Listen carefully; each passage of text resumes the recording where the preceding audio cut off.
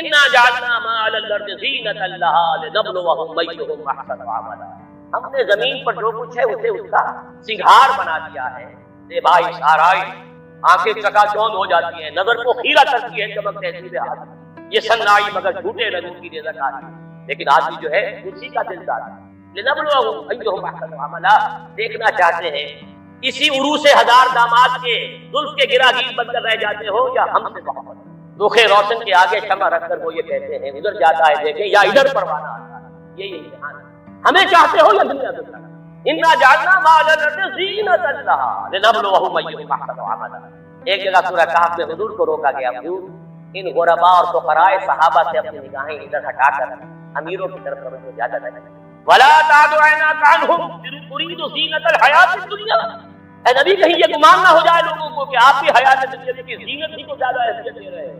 یہ مشکل مقامات میں سے قرآن مجید کے میں نے اس کی جو سب سے زیادہ قابل قبول جو ایک تعبیر ہو سکتی ہے میں کر رہا ہوں کہ نبی کہیں ایسا نہ ہو کہ آپ کے طرز عمل سے لوگ یہ سمجھے کہ محمد کی نگاہ میں بھی دولت کی اہمیت ہے، تبھی تو دولت مندوں کی طرف سے زیادہ ہے، محمد کی نگاہ میں بھی شاید دنیاوی اقتدار جو ہے اسی کی اہمیت ہے، تبھی تو یہ جو قریش کے سردار آتے ہیں انہیں زیادہ وقت دیتے ہیں، ہم فقراء جاتے ہیں تو ہماری طرف توجہ نہیں فرماتے۔ ولا تعد عیناک عنہم ترید زینۃ الحیاۃ واصبر نفسک مع الذین ربهم بالغداۃ والعشی یریدون وجهه، اے نبی اپنے ان ساتھیوں کی صحبت کے اندر آپ رکے رہتے، انہیں زیادہ وقت دیتے جو صبح و شام اپنے رب کو پکارتے ہیں کہ رحمت کی بات۔ ولا تعد عیناک عنہم، ان سے نگاہیں ہٹا کر ان دولت مندوں اور سرداروں کی طرف متوجہ، ترید زینۃ الحیاۃ الدنیا۔ تیسرے مرحلے پر آتا ہے المال والبنون زینۃ الحیاۃ والباقیات الصالحات خیر عند ربک ثوابا وخیر۔ یہ دنیا مال اور یہ مال و دولت دنیا، یہ رشتہ و پیوند بتانے وہم گما لا الہ الا، لیکن یہ کہ اسی کی زیبائی آرائش، اسی کی محبت، اسی کی سوچ دن رات فکر ہے تو اسی کی ہے المال والبنون زینۃ الحیاۃ۔ اور آخری آیت آخری رکوع میں قل هل ننبئکم بالاخسرین اعمالا الذین ضل سعیهم فی الحیاۃ الدنیا وهم یحسبون انهم یحسنون صنعا۔ سب سے زیادہ گھاٹے اور خسارے میں رہنے والے کون ہیں؟ نبی ہم آپ کو بتائیں، اے نبی آپ ان سے کہیے کیا میں تمہیں بتاؤں سب سے زیادہ خسارے میں کون رہے؟ سوال کا جواب یہ خود ہی جن لوگوں کی ساری بھاگ دوڑ فجر جہد حیات دنیا ہی میں بھٹک کر رہے، ساری بھاگ دوڑ دن رات کی محنت مشقت سوچ ہے تو اسی کی رات کو بھی دن کو بھی دوڑ دھوپ ساری فکر فی الحیات دنیا واللہ بھٹک کر رہے، انہی توانائیوں سے آخرت کمائی جا سکتی، انہی چیزوں سے جو اللہ نے دی ہے اللہ کو راضی کیا جا سکتا ہے، لیکن یہ ساری چیزیں کھپا دی دنیا میں بھٹک گئے۔ وہ تیر نیم کش جس کا نہ ہو کوئی ہدف ہونا چاہیے تھا اللہ کی ذات، لیکن تم نے پہنچا خرچ کر دی ساری چیزیں دنیا کی طرف۔ الذین ضل سعیهم فی الحیات الدنیا وهم یحسبون انهم یحسنون صنعا، یہ ہے وہ دجالی فتنہ جس نے آخرت پر دنیا کا ملمہ کر دیا، ذات باری تعالیٰ پر کائنات کی عظمت کا پردہ ڈال دیا، اللہ سے توجہ ہٹ گئی، کائنات روح کی بجائے جسم، حیات اخروی کی بجائے حیات، یہ جو چار ہماری چیزوں کے اندر یہ جو پریفرنس جو ہمارا ایمفیسس ہے، زبان سے مانتے ہیں اللہ کو بھی آخرت کو بھی، لیکن آپ اپنے 24 گھنٹے کے تمام اوقات کا تجزیہ کیجئے، کتنی آپ کی توانائی اور قوتیں اللہ اور آخرت کے لیے صرف ہو رہی ہیں، کتنی دنیا میں اقرا کتاب، ہر شخص اپنا کتاب اپنی کتاب کو پڑھے، اپنا حساب کو اقرا کتاب کفا بنفسک اليوم علیک حسیبا، ہر شخص اپنا حساب کو کر سکتا ہے، 24 گھنٹے شمار کیجئے کا کتنا وقت، ہاں ٹھیک ہے بھلے نفس کا علیہ کا حق، نفس کا بھی حق ہے، سونے کے لیے بھی وقت ہونا چاہیے، آپ کی اولاد کا یہ حق ہے، لیکن پھر دیکھیے باقی جو کچھ آپ کے پاس ہے توانائی جو آپ نے لگائی ہے کسی چیز حاصل کرنا، اس کا کتنا حصہ ہے جو اللہ اور آخرت کے لیے صرف ہو رہا ہے، اور کتنا حصہ ہے جو صرف دنیا کی ایمینٹی، فیسلٹی، لگژری، ڈیکوریشن پیسز، کتنے پیسوں سے وہ چیزیں خرید کر لا آپ کہاں پر۔ لیکن اس کے علاوہ معین شخص ہوگا دجال، یہ معین شخص جو دجال ہوگا اس کے بارے میں بھی ایک تو بالکل متفق علیہ چیزیں ہیں۔ نمبر 1 کہ وہ شخص ہے، قطعی ہے، یقینی ہے، اس کا خلیہ بھی حضور صلی اللہ علیہ وسلم نے احادیث کے اندر بیان کیا۔ دوسری بات یہ کہ اس کے ہاتھ میں قوانین قدرت، گویا کہ تسخیر کائنات، گویا کہ نقطۂ عروج کو پہنچے، تمام اختیارات الہی تقریباً اس کے ہاتھ میں آ چکے ہوں۔ جو بڑے سے بڑے معجزے اللہ تعالیٰ نے نبیوں کو دیے ہیں وہ معجزے کر کے دکھائے گا، وہ مردہ کو زندہ کرے گا، مردہ لوگوں کی افواہوں کو لے کر آئے گا، ان کی روحوں کو، اگرچہ جھوٹی روحیں ہوں گی، وہ شیاطین جن ہوں گے جو ان کا بھید بدل کر آئیں گے، لیکن یہ کہ وہ لوگوں سے کلام کریں گے۔ یہ اسپرچوئلزم جو اپنی انتہا کو پہنچا ہوا ہے یورپ میں اور مغرب میں، یہ ذرا حقیقت اسی کا ایک مظہر ہے۔ وہ کھلے بیابان کو کہے گا جہاں بالکل ڈٹیل جو ہے وہ صحرا تھا، وہ لوگ گلزار کر دے گا جن کا ہے۔ جب چاہے گا جہاں چاہے گا بات برسائے گا. فاصلہ اس کے لیے بے معنی ہوگا. اس کی سواری وہ ہوگی کہ جس کے دونوں کانوں کے درمیان فاصلہ 80 ہاتھ کا ہوگا. یہ سارے جو آج آپ کی ٹیکنالوجی کی جو انتہا جا رہی ہے اور جدھر جا رہی ہے اس کو اچھی طرح سمجھیں. آج سے 100 سال پہلے شاید انسان ان چیزوں کا تصور نہ کرتا. وہ کوئی سواری ایسی بھی ہو سکتی ہے جس کے 2 کانوں کے درمیان کا فاصلہ جو ہے وہ 80 ہاتھ کا ہو. آپ کے یہ سارے جیٹس جو ہیں وہ کیا ہیں؟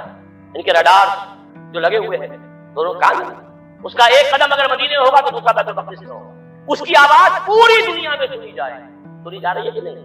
یہ ساری قدرت، ساری قوتیں، تسخیر کائنات کلیتاً ایک آدمی کو چیر کر 2 ٹکڑے کرے گا، دونوں ٹکڑوں کو علیحدہ کرے گا، ان کے درمیان چلے گا اور پھر ان دونوں کو جوڑے گا، کھڑا کرے گا. احادیث میں صحیح ہے.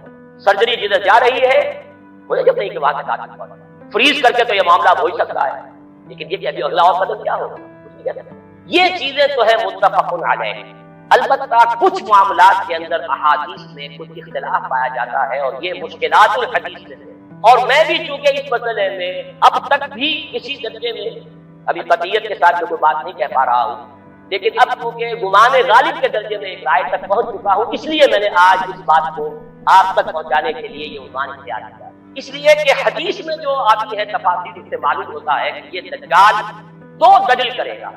یا تو وہ 2 دلیل کرنے والے 2 دجال علیحدہ ہیں، یا یہ دونوں دلیل کرنے والا شخص ایک ہی ہے. بس یہ مسئلہ ہے کہ جو آج تک اس سے حل نہیں ہوا تھا، اب تک کہنا چاہیے آج تک نہیں.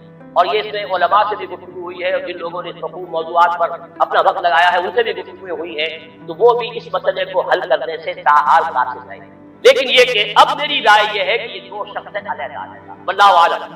لیکن ایک رائے تک میں پہنچ چکا ہوں، اس لیے وہ رائے آپ کے سامنے رکھ رہا ہوں اور آپ کے ذریعے سے وہ آگے بھی پھیلے گی تو اہل علم کے ساتھ جو ہے اس معاملے کے اندر تبادلہ خیالات کی نوبت آئے گی. لیکن یہ کہ اس میں یہ بات قطعی اور یقینی ہے کہ اس طرح کا ایک شخص پیدا ہوگا. البتہ یہ کہ آیا وہ 2 ہوں گے 2 مختلف اوقات میں یا ایک ہی ہوگا ایک ہی وقت میں، صرف اس میں اختلاف. میرے نزدیک وہ 2 ہوں گے. ایک وہ شخص جو جھوٹا مسیح ہونے کا دعویٰ کرتا ہے، المسیح الدجال. جیسے حضور نے فرمایا میری امت میں 30 دجال اٹھیں گے جو نبی کا دعویٰ کریں گے، جن میں سے 5-6 تو حضور کے اپنے زمانے میں اور آپ کے متصل کھڑے ہوئے تھے. بعد میں محمد علی باب ہو، بہاء اللہ ہو، قادیانی اور کہاں کون پر اٹھے ہوں گے بتاؤ عالم. اسی طریقے سے ایک شخص مسیح ہونے کا دعویٰ کر کے کھڑا ہوگا، یہودی ہوگا. یہ ہے اصل میں وہ شے. اور اس میں جو ان دونوں شخصیتوں کے مابین اگر کوئی ذرا سا اگر ابہام رہا ہے تو میں ایک حدیث بھی نوٹ کر کے لایا تھا. حضرت عبادہ بن صامت رضی اللہ تعالیٰ عنہ سے ہے، رسول اللہ ہے انی حدثتکم عن الدجال حتی خشیت اللہ تقتلوا. میں نے تمہیں دجال کے بارے میں بہت سی باتیں بتائی ہیں تو مجھے یہ گمان ہوا کہ شاید تم اسے سمجھ نہ پاؤ. یہ اندیشہ خود حضور صلی اللہ علیہ وسلم کو ہوا ہے اور یہ سنن ابی داؤد کی روایت ہے. بہرحال میں جو کچھ عرض کر رہا ہوں کہ میں اس رائے تک پہنچا ہوں کہ یہ 2 علیحدہ شخصیتیں ہیں. ایک تو یہ ہے کہ ایک مسیح الدجال کھڑا ہوگا یہ ایک دعویٰ کر کے کہ میں مسیح، کیونکہ اس کا زمانہ بالکل قریب آ چکا ہے، اس لیے میں آپ کو اس کے بارے میں خبردار کرتا ہوں. دوسرا جو مسیح جس کی شخصیت مسیح دجال کی آتی ہے، دجال اکبر میں صرف اشارہ کروں گا، پھر کبھی انشاءاللہ اس موضوع پر تفصیل سے گفتگو ہوگی. وہ میرے نزدیک بالکل قریب قیامت کی ایک علامت ہے. جو خدائی کا دعویٰ ہے وہ جھوٹا خدا ہوگا، یہ جھوٹا مسیح ہوگا. المسیح الدجال الدجال الاکبر وہ ہوگا کہ جو قیامت کے بالکل قریب کی 3 نشانیاں ہیں. جبکہ وہ آ جائیں گی تو حدیث میں آتا ہے کہ اس کے بعد کسی شخص کے ایمان لانے کا توبہ کرنے کا فائدہ نہیں ہوگا. ویسے تو علامات قیامت جو ہے ان میں سب سے پہلی میں نے بتایا تھا حضور کی بعثت خود علامات میں سے. اس کے بعد 10 علامتیں حضور نے گنوائی ہیں اور وہ تدریجاً پوری ہوتی چلی جائیں گی. آخری علامات کے لیے حدیث سن لیجیے. عن ابی ہریرہ رضی اللہ تعالی عنہ قال قال رسول اللہ صلی اللہ علیہ وسلم ثلاث اذا خرجنا لا ينفع نفسا ایمانا لم تكن آمنت من قبل او كسبت في ایمانها خیرا طلوع الشمس من المغرب وخروج الدجال ودابۃ الارض. 3 نشانیاں وہ ہیں کہ جب وہ ظاہر ہو جائیں گی تو پھر کسی کا ایمان لانا مفید نہیں ہوگا جو پہلے ایمان نہیں لایا تھا یا جس نے اس سے قبل اپنے ایمان میں کچھ اعمال صالحہ کی کمائی نہیں. یعنی گویا کہ توبہ کا دروازہ بند ہوتا ہے. جیسے جب موت کے آثار شروع ہو جاتے ہیں تو توبہ کا دروازہ انسان کے لیے بند ہے. اب جب موت کے آثار شروع ہو گئے اب توبہ کرنا فائدہ نہیں. اس سے پہلے توبہ کا دروازہ کھلا ہوا.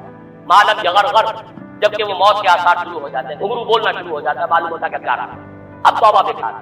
اسی طریقے سے پوری نوع انسانی کے لیے توبہ کا دروازہ بند ہوگا کہ اب کسی کے لیے توبہ نہیں ایمان. اور اس کے لیے 3 علامتیں بیان ہوئی ہیں. یہ بھی مسلم شریف کی روایت ہے.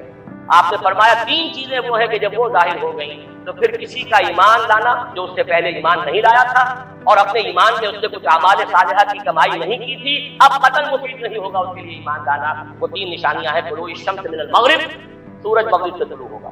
نظام شمسی میں کوئی اختلال ایسا ہوگا کہ جس سے سورج بجائے مغرب سے نکلے گا۔ وہ خروج الدجال وطامت الارض، ایک زمین سے کوئی چوپایا برآمد ہوگا۔ بعض احادیث میں آتا ہے کہ مروہ کے قریب سے وہ برآمد ہوگا جو گفتگو کرے گا اس حادثے سے، بالکل خرق عادت، یعنی وہ چیزیں کہ جن کا کوئی تعلق اب اسباب جو ہے دنیا کے ان سے کوئی تعلق نہیں ہے، کوئی فزیکل لا سے تعلق نہیں ہے، وہ بالکل معجزے ہوں گے، خرق عادت ہوگا۔ اور خروج دجال، وہ دجال جو خدائی کا دعویٰ کرے گا، اور حدیث میں آتا ہے کہ بہت کم لوگ ہوں گے کہ جو اس کے سامنے رک سکیں گے، اکثر و بیشتر جو کمزور ایمان والے لوگ ہوں گے وہ اسے خدا تسلیم کر کے اس کی پرستش شروع کر سکیں۔ میرے نزدیک یہ آخری چھلنی ہوگی جو لگائی جائے گی اہل ایمان کو ایک طرف، اور یہ قیامت کی نشانیوں میں سے آخری نشانی۔